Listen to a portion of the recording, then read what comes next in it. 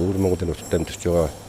Монгол улсаад нь бүгдийг нэгтгэж авч нэгэн улс гэр болгосон зорилт тавьсан байсан да.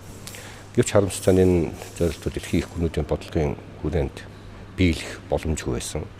Учир нь 1945 оны 2 дугаар сард Кримийн яалтад болсон их гүрнүүдийн тухайлх юм бол Америкийн нэгдсэн улс Их Британи зөвлөлтийн удирдагчдын давхарлаар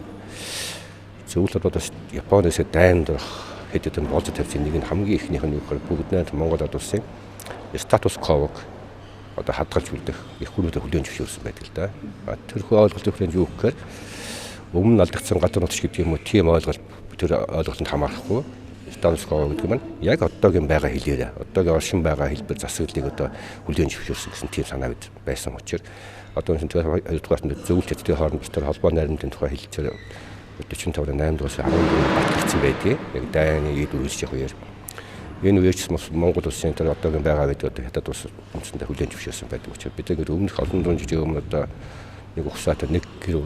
болж ирсэн өөр монголчуудад чөлөөлж одоо нэгт гэх тийм боломж хаагдсан байсан.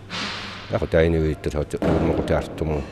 ард тэгээд бол ард Монголтойгоо бүгд найрамд Монгол улстай нэгдэд нийлж ирэх гэсэн ойлголт байсан. Ингээд манай хүмүүсийн зарим хүмүүс илгээдэг тийм санаа зохиолж байна л да.